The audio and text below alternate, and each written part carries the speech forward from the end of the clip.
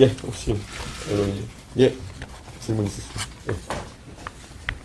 표현들이나 정제하고 순화에도 한계가 있었다고 말씀하셨고 그마저도 불편함을 느끼신 분들께 진심으로 사과하고 이렇게 말씀하셨는데 토론 때 이재명 후보의 아들 의혹을 정확히 확인하고 한 발언이신지 궁금하고요. 그냥 전 국민이 보는 TV 토론에서 꼭 그 문제를 그런 식으로 꺼냈어야 되는지 궁금합니다.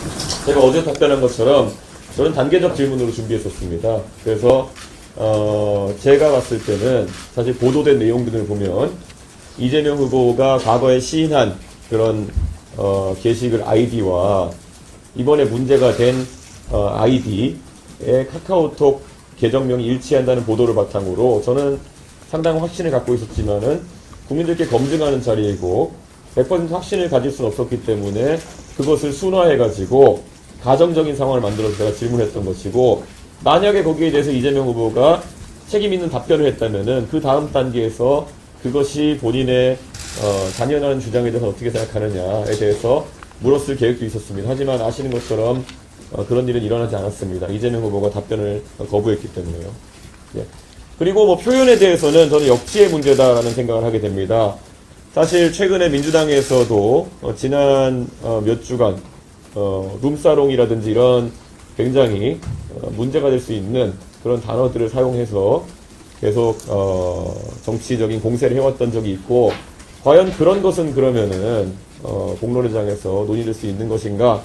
뭐 할 수 있다고 생각합니다. 저는 그렇기 때문에 그 역치에 대해서 저도 사실 제가 그런 표현을 할 때 비속어를 사용한 것도 아니고 굉장히 가치 중립적인 단어입니다. 그런데 실제 이번에 검찰에서 구약식한 그런 내용을 보면은 원문 같은 경우가 오히려 더 선정적인 표현이기 때문에 누가 봐도 제가 그것을 순화하기 위해서 노력했다는 것은 알 수 있을 것입니다.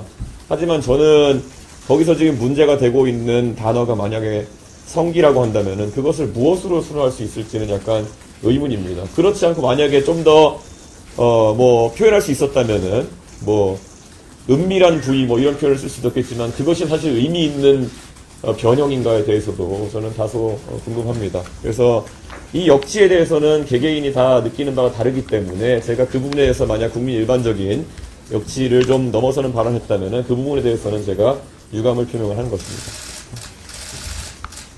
네. 김건희 여사와 비교를 하셨는데 김건희 여사의 경우 수사랑 처벌을 피했다는 지적이 많았고 유동호 씨나 김혜경 여사는 어쨌든 기소가 돼서 재판을 받고 있거나 처벌이 내려진 경우라서 조금 차이가 있지 않겠냐 지적도 있을 것 같은데요.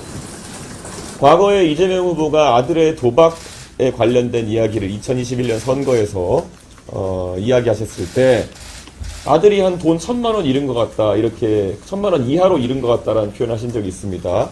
그런데 이번에 또 그 구약식 그 자료에 보면은 결국 이동호 씨가 잃은 금액이 얼마인지는 확인되지 않지만 약 2억 3천만 원에 가까운 금액을 입금했다는 그 범죄 일람표가 같이 첨부되어 있습니다.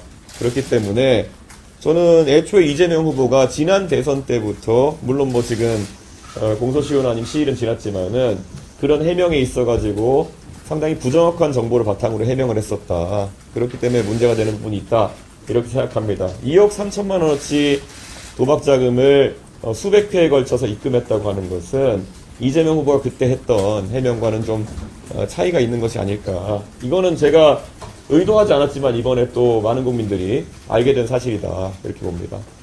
그리고 지금 온라인상에 광범위하게 이재명 후보의 그 아들 되시는 분이 이런 온라인상의 음담패설이나 이런 것으로는 처벌받은 것이 아니라 도박 관련된 부분, 이미 기인정한 부분에 대해서 처벌받은 것이라고 유포하시는 분들도 있습니다. 하지만 이번에 구약식 공소장을 보게 되면은 그런 것이 아니라 실제로 4건의 심각한 그런 음란성 발언에 대한 사실관계를 검찰에서 인정한 것이다, 저는 이렇게 생각합니다.